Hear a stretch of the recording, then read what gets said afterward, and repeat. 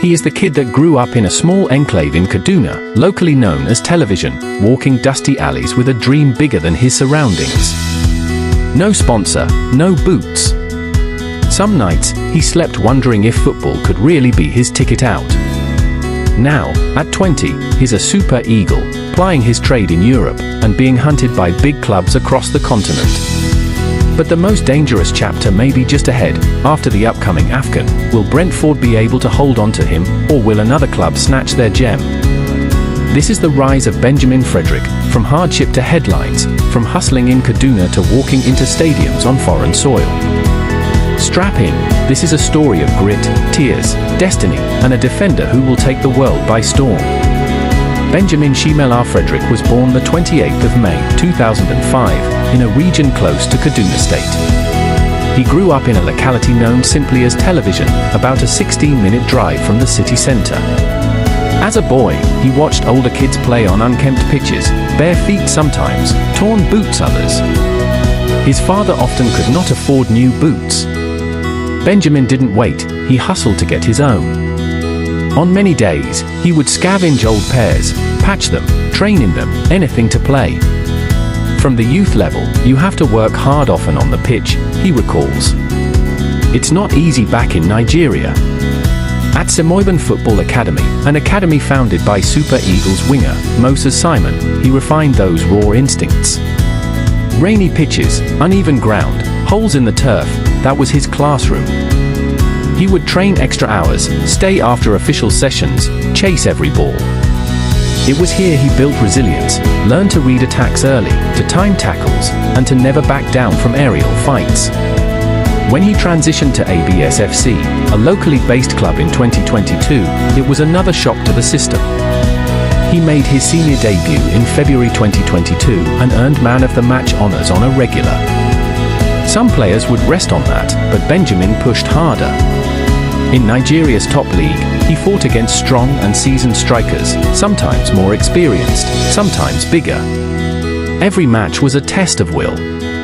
In October 2022, Nazaré United came calling.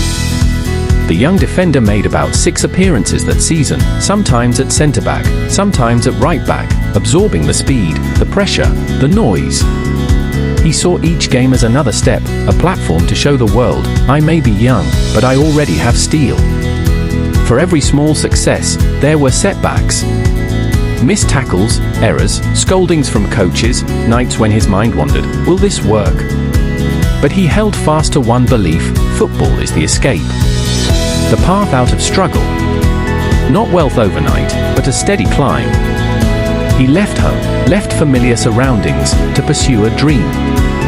And as he boarded that plane to England, few in his town fully understood how far that leap would take him. In August 2023, Brentford extended an audacious opportunity, brought Benjamin in on loan, with option to make permanent.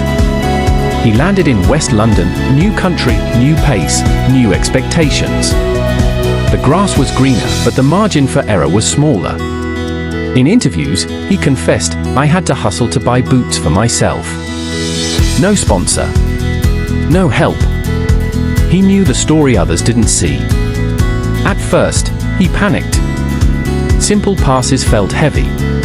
The tempo and pressing in England demanded quicker decisions.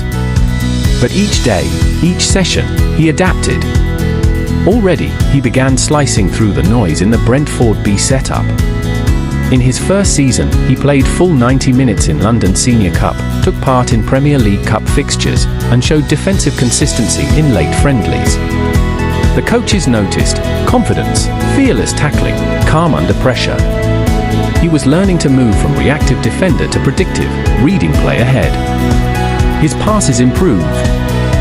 His first few errors were met with patient coaching. The staff supported him, corrected him, encouraged him when he made mistakes. He began saying, I believe no one can take the ball off my leg. By April 2024, Brentford triggered the permanent transfer, handing him a 4-year deal. That itself felt vindication, the bigger leap was complete. But a bigger challenge awaited, proving he belongs. He formed defensive walls against Leicester's young side, Burnley's development team. He held his ground and did not shy away.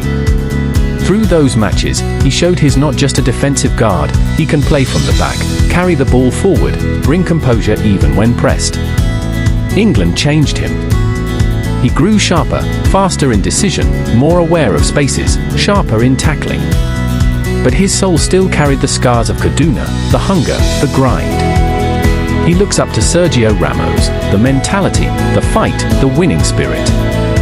He's often leaned on Frank Onyeka, a fellow Nigerian in the Brentford squad, for guidance, for balance, how to adjust, how to carry the weight of expectations. He knows this, every performance is audition. Not just for Brentford, but for the world watching him from continents away.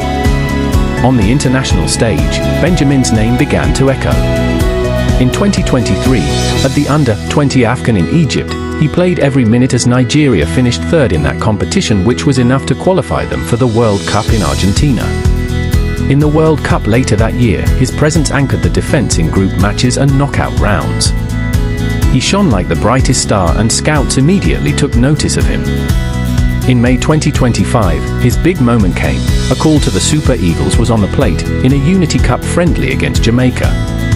He made his senior debut in the said match that ended in a pulsating 2-2 draw, which Nigeria won on penalties.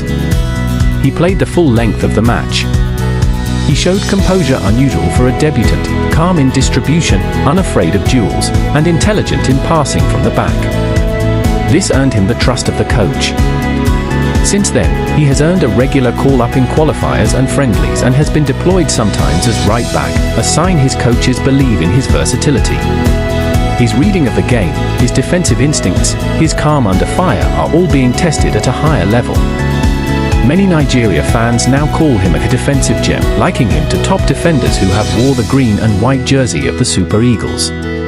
But for Frederick, every minute with the national team is another statement. I am not here to fill a spot, I'm here to stay, he says. The international exposure does more than just build prestige, it builds leverage. And in a few months, his stock may rise sharply, and clubs across Europe will see him as an immediate investment. Brentford knows this. That is why they signed him early. They see his ceiling. But they also know that if they don't integrate him in the first team soonest, many will try to take him, and next AFCON could be the moment that changes everything. Physically, he stands 1.87 meters tall, fast in recovery, strong in aerial battles. He wins duels easily and rarely gives ground away. But those are basics. What sets him apart is his mentality, how he battled down every ball, challenge every run, always stay in front. He is not the most flashy defender, but he's a steady one, reads the play early, closes spaces, shifts when needed. He is also tactically flexible, able to play across the right side or in a back three. That versatility increases his attractiveness. Many clubs value defenders who can shift roles mid-match. It gives coaches tactical options. Benjamin offers that. In comparison, you'll see defenders in Europe with his size and ball skill commanding top wages. He may soon be one of them. The big clubs are already linked, teams in Spain, England, Germany, and France. Brentford knows this. But they also hold his contract. So long as they play him, develop him, showcase him, they're not just caretaker, they can profit. The danger, let him stagnate on bench, let rivals show what he can do. The upcoming AFCON could be the trigger. One great tournament, and he might be walking out of Brentford for good. It's not just a path upward, it's a race. The next few months may define whether he stays under Brentford's wing or flies elsewhere. After AFCON, he could attract bids beyond what Brentford expects. Big clubs might offer more, faster. The club must decide, hold him, or let him go on terms they dictate. For Benjamin, the choice is also internal. Do I push for more minutes, or wait for the perfect move? Do I risk experiment in Europe now, or stay in a stable environment to mature more? He knows he must keep doing what he's doing, every tackle, every pass, every minute, play like it matters, because to the world, it does.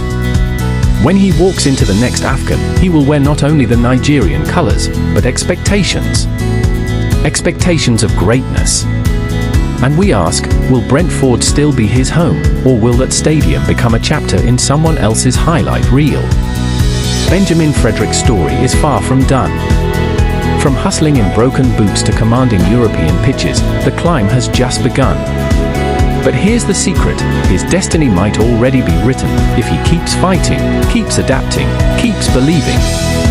After AFCON, we may no longer talk about rising star. We may already call him elite. Don't blink, the next chapter might be the one that changes everything.